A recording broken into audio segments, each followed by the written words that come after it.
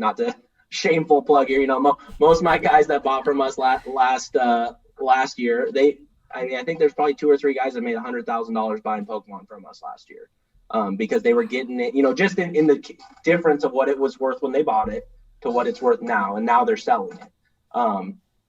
Try to hunt down those. Proxibid's a great place. Goodwill auctions, that's a good place.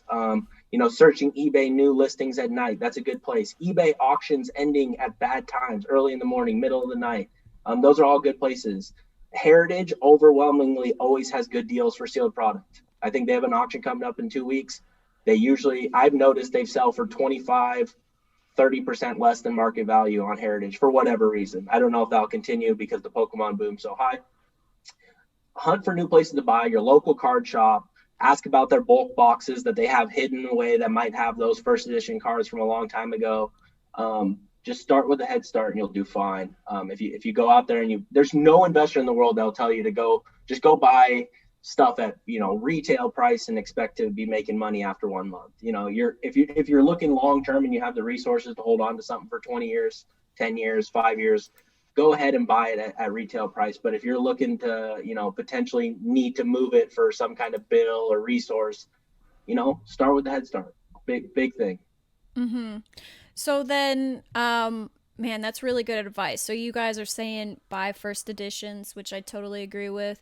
Also sealed boxes, just pay that premium price, go with someone who's reliable. I mean, I think that's really, really good advice.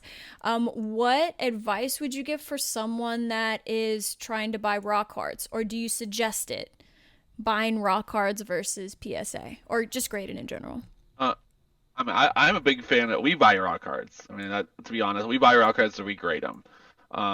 Because that's where like the big swings of value happen, obviously, is within the grading. If you're a collector who wants to put a collection in a binder, I have no problem with that. Buy the raw cards all you want. But if you want to if you're doing this as an investment, really at the end of the day, you're going to want something that's slabbed. If you're buying it as a collection, as a hobby, just buy whatever makes you happy. That's kind of where I'm at. For me, I used to, when I didn't work in a card store, in my other life as a divorce lawyer, I used to build low grade vintage sports card sets. That was kind of my hobby. It was always about value for me in a way, but it was always a challenge. Like, how cheap can I build a certain set? That's awesome. So I built like a 1970 Topps football set for under $50. Wow. Like crazy stuff. Because you can find these deals on eBay and ComC and all kinds of places where you can finish these sets for a really good price if you don't care about condition. And I never did, because for me it was always just about the challenge of building the set for cheap. That was the hobby to me. Mm-hmm. It was the hunt. It was the hunt. I'm all about the hunt. I don't like the. I'm not really an investor. Like, whenever I buy something, like that Hidden Fates case in my closet at home is just burning a hole in my closet. I feel like I need to get it out and either open it or sell it, because I already made enough money on the investment. It was just the fact that I took my friend's advice for once and bought stuff, because he's a Pokemon millionaire. Gosh, so that's awesome. he's been saving this stuff since 1999. He was buying Skyridge and sticking it away. He's got some banana stuff. But he doesn't sell. He won't sell to me. He'll give advice on what I should buy, but he doesn't sell. So, it's one of those things where it just do what makes you happy. If you're doing this as an investment, try to get the highest grades you can in the rarest stuff you can find. Mm-hmm. To me, that's the first edition. That's the shadowless stuff. And it's for and what another great one is the graded sealed packs from PSA. If you find a sealed booster pack, for the most part, you're going to know it's a light pack, because the people who sent those in are going to send lights for the most part. Right, more valuable that way. But it's guaranteed. It's an authenticated pack. It's going to maintain its value. It's encased. It's protected. It's a great investment. So we've sent packs to PSA too. So they've got packs out there. We'll never get this stuff back from PSA. Sometimes that's how I feel. But man. it's. To me, PSA is just like our business savings account. We just send them stuff once in a while, and one day, hopefully, we'll get it back, and hopefully, there'll still be a good market for all the stuff, which I think there will. I think that with the 25th anniversary, and Pokemon's really, really as the company, they're really been on top of making sure everything's really desirable, and making sure that there's chase cards now in each product that everybody's wanting. Charizard seems to appear a lot in products all of a sudden. Always. Yeah. So, and even with like Vivid Voltage coming out, like the fat Pikachu is pretty cool looking card. Like I like it. I want the fat Pikachu card. I want a PSA 10 of that on my desk. So hell yeah, like you said, art. Exactly.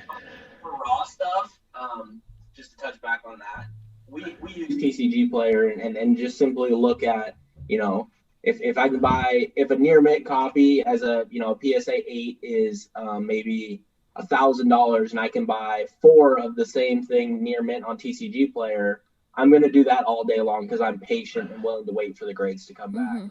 So raw, I think impatience is why people aren't buying raw. I think people are being very impatient. They want it now. But I trust me, I benefit from not saying this, but go buy 100 Charmanders and send them to PSA for, it'll cost you $1,000 plus the cost. You're maybe into it for $1,200. Well, just 3 PSA 10s is going to pay for it out of that 100 Charmanders. You're going to have 100 graded cards for the same price as just buying 3 from me at $300 or $400 a piece. I think be patient. There's an excitement that comes with grading that I don't think most people realize. Every day I get grades back from Beckett. I sign on there. It's the first thing I wake up at 9 in the morning. I look and I know that there's going to be at least one thing graded 5 days a week from Beckett, because we do send them a lot of stuff. There's an excitement there, and people are honestly missing out on what I perceive to be the funnest part of the hobby is sending the stuff to grading and getting the grades back. So people should take their time, go to TCG Player. We sell raw cards on our auction. We try to do our best to, have front and back photos of individual cards that are in that, $15 to $50 price range or more.